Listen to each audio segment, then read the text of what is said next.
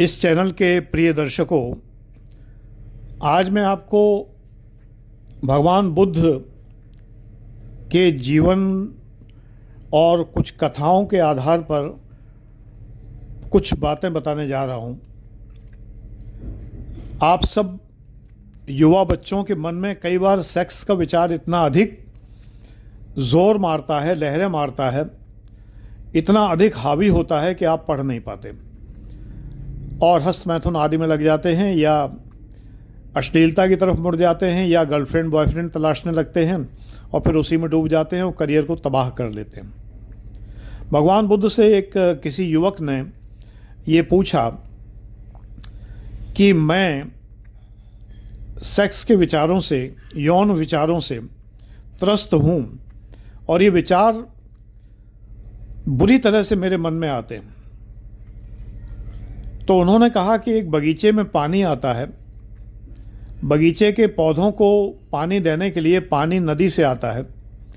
यदि नदी के उस स्थान पर बांध बना दिया जाए जहाँ से पानी आ रहा है तो पानी नहीं आएगा। युवक ने कहा, बिल्कुल ठीक गुरुजी, मैं भी यही करूं कि कैसे रोकूं इन विचारों को। तो भगवान बुद्ध ने कहा कि रोकने से कोई लाभ नहीं है, क्योंकि अगर वो पानी रोक दिया जाएगा तो वो पौधे मुरझा जाएंगे। फिर भगवान बुद्ध ने कहा कि अगर ज़्यादा बड़ा बांध बना दिया जाए, ज़्यादा चौड़ा रास्ता बना दिया जाए पानी आने का, तब क्या होगा? तो शिष्य ने कहा कि फिर तो, युवक ने कहा कि फिर तो बाढ़ आ जाएगी, सब पौधे बह जाएंगे।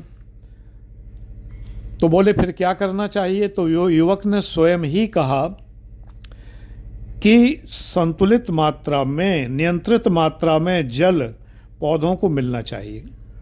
भगवान बुद्ध ने कहा कि यही उत्तर है तुम्हारे प्रश्न का।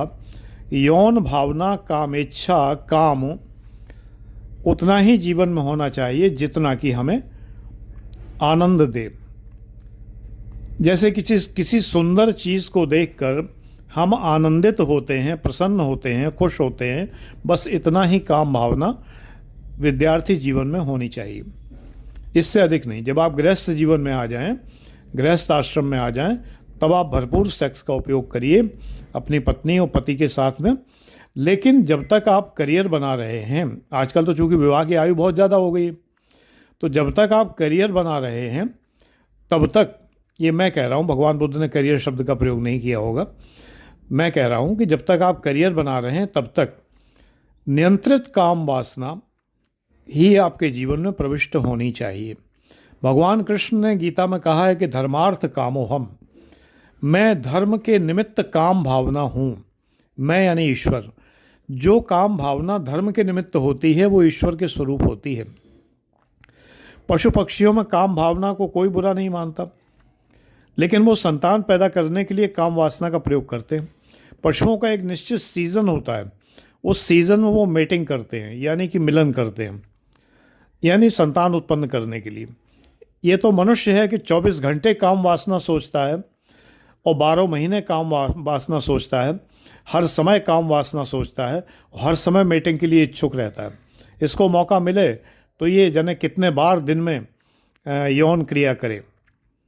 ऐसा पशु पक्षी नहीं करते। इसलिए पशु पक्षियों में काम वासना कोई अनुचित नहीं मानी जाती, लेकिन मनुष्य में रेस्ट्रिक्शंस इसलिए लगाए गए क्योंकि मनुष्य हर समय काम क्रीड़ा करना चाहता है, इसलिए रेस्ट्रिक्शन लगाए गए। तो भगवान बुद्ध ने यही कहा कि नियंत्रित। अब नियंत्रण कैसे करें? नियंत्रण करने के लिए उन्होंने एक कहानी सुनाई थी जो मैं नहीं सुनाऊंगा तुम्हें, यहाँ टाइम वेस्ट नहीं करूँगा। उस कहानी का सारांश ये है कि हम खराब संगत से, खराब सोहबत से, खराब मित्रों से, बुरे किस्म के मित्रों से उत्तेजित होते हैं, यानी वो हमें गलत बातों के लिए प्रेरित करते हैं, काम वासना के लिए प्रेरित करते हैं, जुआ खेलने के लिए प्रेरित करते हैं, लड़कियों से संबंध बनाने के लिए प्रेरित करते हैं, लड़कों से संबंध बनाने के लिए प्रेरित करते हैं। वो मित्र हमें चोरी के लिए प्रेरित कर सकते हैं, डकैती के लिए प्रेरित कर सकते हैं, शराबखोरी, नशाखोरी और मांस भक्षण के लिए प्रेरित कर सकते हैं, यानी संसार की जितनी बुराइयां हैं उनके लिए प्रेरित कर सकते हैं। तो इसलिए क्या है कि युवावस्था जो है, जो करियर बनाने की अवस्था है, इसमें अधिक मित्रता से बचें। बहुत ही सात्विक किस्म के मित्रों के संपर्क में ही रहें। मैंने तो कोई मित्र नहीं बनाए।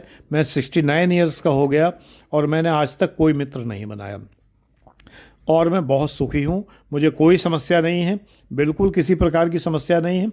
परिचित बहुत हैं, नाते रिश्तेदार बहुत हैं, मित्रवत व्यवहार करता हूँ। मित्रवत में और मित्र में अंतर होता है। मित्र ये है कि बैठ के चेस खेल रहे हैं, साथ में घूम रहे हैं, मटर गश्ती कर रहे हैं, आवारागर्दी कर रहे हैं, यहाँ घूम रहे हैं, वहाँ घूम रहे हैं, अड्डेबाजी कर रहे हैं, हैंगिंग कर रहे हैं, हैंग आउट कर रहे हैं, चिल आउट कर रहे हैं। ये सब मैंने नहीं किया कभी भी। अपना पढ़ने से वास्ता रखा, अपना करियर बनाया, असिस्टेंट कमिश्नर हुआ, उससे पहले ट्रेजरी अफसर था, उसके पहले प्रोफेसर था, उसके पहले साइंटिस्ट था और ईश्वर की कृपा है कि अब जो है कोचिंग चला रहा हूँ IAS PCS की और चल रही है। ये सब ईश्वर की कृपा है। सिर्फ इसलिए कि मैंने जो चाहा वो पाया। किस लिए, क्यों पाया? क्योंकि मैंने ईश्वर को सदैव अपने साथ रखा और मैंने मित्रों को बिल्कुल साथ नहीं रखा।